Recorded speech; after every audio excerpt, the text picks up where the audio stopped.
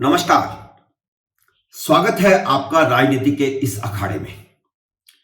मित्रों, देश के सनातनियों के लिए यह जश्न का मौका है, क्योंकि यह पहली बार हुआ है कि हिंदुओं के खिलाफ लंबी होती जा रही जज्जों की जुबान पर किसी ने भरी कोर्ट में लगाम लगाई है। पहली बार कोई ऐसा सॉलिसिटर जनरल आया है जिसने जज को बताया कि उनका दोहरा मापदंड नहीं चलेगा, कि मुसलमानों के लिए कोई और भाषा और हिंदुओं के लिए कोई और भाषा।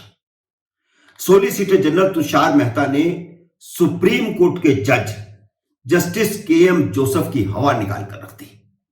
इसलिए मैंने कहा कि सनातनियों के लिए यह जश्न का मौका है कि मोदी सरकार के नुमाइंदे ने सुप्रीम कोर्ट को आईना दिखाते हुए वह सब कह डाला जो भारत का आम नागरिक सोचता है, लेकिन जजों की टिप्पणियों पर मन महसूस कर रह जाता है। यह पहली बार हुआ कि सॉलिसिटर जनरल ने सुप्रीम कोर्ट में जनता की आवाज बनकर जजों की हवा निकाल कर रख दी। सुप्रीम कोर्ट के जज आए दिन संविधान, सेकुलरिज्म और मानवाधिकारों की दुहाई देते रहते हैं, लेकिन संविधान में कहीं भी कोलिजियम का जिक्र नहीं है। फिर भी धक्केशाही के साथ कोलिजियम बनाकर बैठे हैं, जो अपने बेटे, भतीजों, गांव वालों, जाति वालों को जज नियुक्त कर रहे हैं। जब से डी.वाई. चंद्रचूड़ चीफ जस्टिस बने हैं, तब से तो सुप्रीम कोर्ट का रवैया ही मोदी विरोधी और हिंदू विरोधी हो गया है। यह जो हेट स्पीच का नया मामला सुप्रीम कोर्ट में आया है, उसे जिन दो जजों ने हिंदुओं के खिलाफ अपनी खुन्नस निकालने के लिए इस्तेमाल करने की कोशिश शुरू की है, उन दोनों जजों के पिता सुप्रीम कोर्ट के जज थे। एक है के.एम. जोसेफ, इनके पिता के.एम. मैथ्यू भी सुप्रीम कोर्ट के जज थे। 11 हाई कोर्ट्स के चीफ जस्टिस इनसे सीनियर थे। फिर भी इन्हें प्रमोशन दिया गया, क्योंकि कोलिजियम का मकसद सुप्रीम कोर्ट को कुछ परिवारों की मोनोपोली बनाकर रखना है।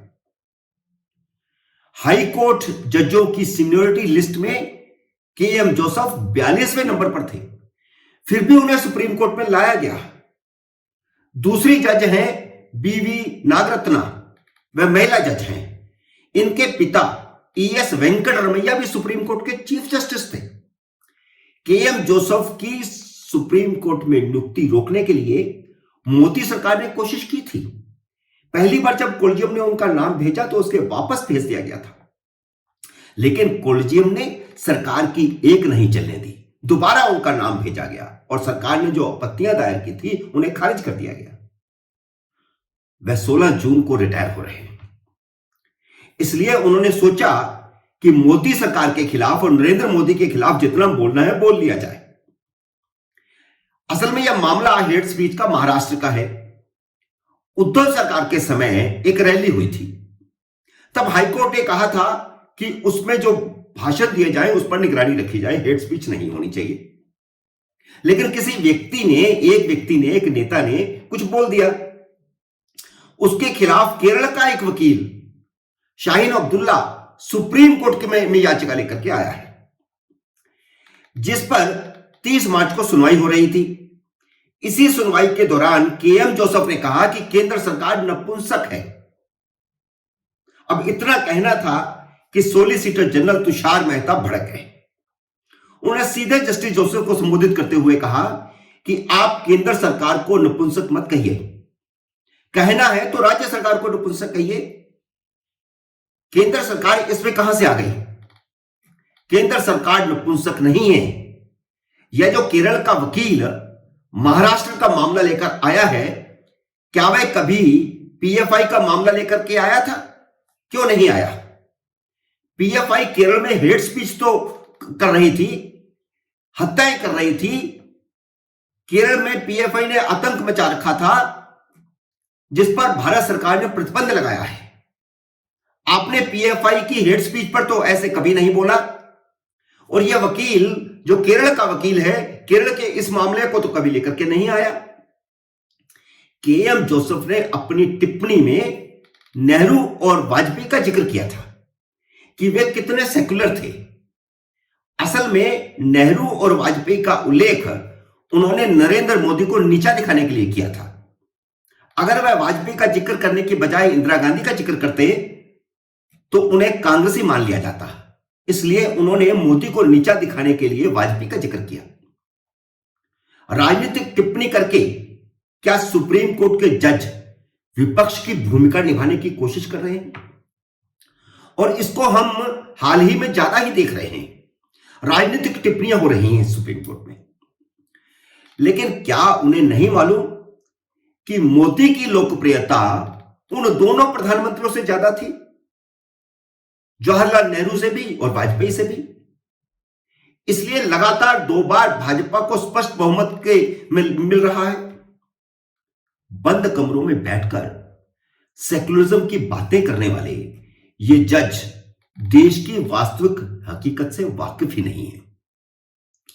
महाराष्ट्र में एक हिंदू की स्पीच इन्हें हेट स्पीच लगती है, लेकिन जेएनयू में, जादवपुर यूनिवर्सिटी में और अन्य कई यूनिवर्सिटियों में कम्युनिस्ट छात्र जो आए दिन मां दुर्गा को गाली निकालते हैं, भगवान राम को गाली निकालते हैं, वह उन्हें हेट स्पीच नहीं लगती।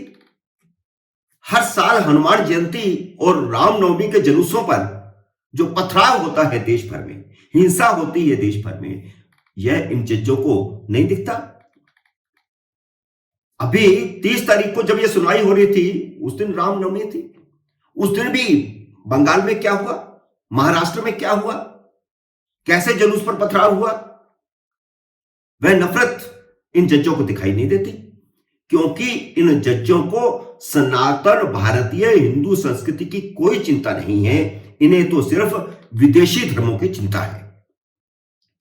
5 स्टार कल्चर में पढ़े और बड़े हुए मिलाड को आम लोगों की जिंदगी के बारे में कुछ पता नहीं है, भारत के बारे में, भारत की संस्कृति के बारे में कुछ पता नहीं है। जब तुषार मेहता ने आईना दिखा दिया तो के.एम. जोसेफ कहने लगे कि आप मुद्दे को भटकाने के लिए केरल की बात कर रहे हैं। तो इस पर तुषार मेहता ने कहा कि वे किस राज्य की बात करना चाहते हैं, उस राज्य की बात कर लें। क्या मैं तमिलनाडु की बात कर लूं, जहां सत्ताधारी द्रमुक पार्टी का प्रवक्ता कहता है और पेरियार का नाम लेकर के कहता है कि उन्होंने ब्राह्मणों का नरसंहार करने की बात कही थी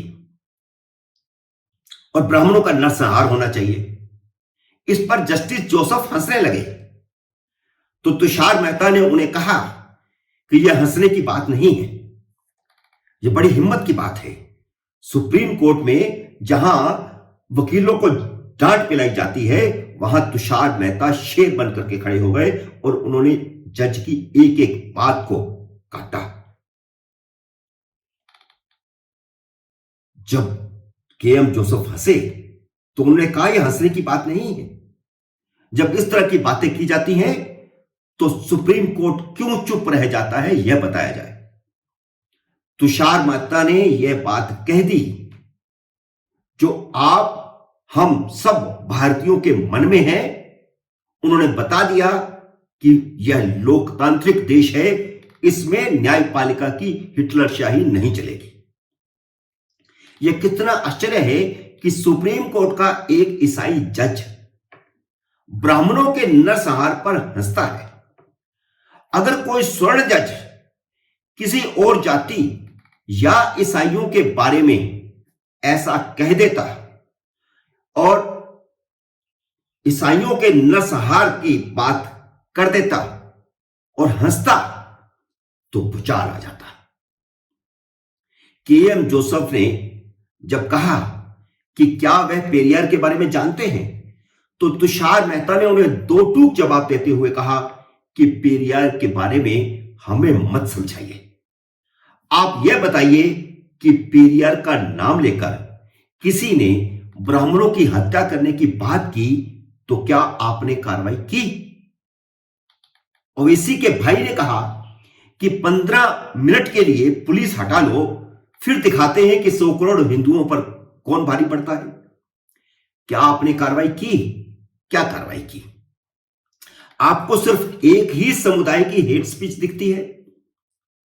तुषार मेहता ने नुपुर शर्मा का भी जिक्र किया और कहा कि उसके मानवाधिकारों को सुप्रीम कोर्ट ने ठुकरा दिया था, लेकिन उसी डिबेट में जिस मुसलमान ने हिंदू धर्म पर टिप्पणी की थी उस पर क्या कार्रवाई की गई? उसी पैनल में बैठा जिहादी आपको नहीं दिखा।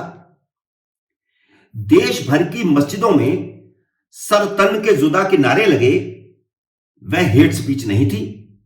राजस्थान में तो सर तन से जुदा कर दिया गया। क्या संज्ञान लिया आपने? एक तरफा नहीं चलेगा। तुषार मेहता ने सुप्रीम कोर्ट के जज को एक तरह से आईना दिखा दिया। मित्रों, इसलिए मैंने कहा कि भारत में पहली बार कोई ऐसा सॉलिसिटर जनरल आया है जिसने सुप्रीम कोर्ट के जजों को उनके सेक्युलरिज्म का आईना दिखाया है। उम्मीद है मेरा यह विश्लेषण आपको पसंद आया होगा। इसे लाइक करिए, शेयर कीजिए। यह नया चैनल है, इसे सब्सक्राइब कीजिए और घंटी का बटन भी दबाइए ताकि जैसे ही मेरा नया वीडियो आए आपको सूचना आए। मेरे नए वीडियो का करिए इंतजार। तब तक नमस्कार।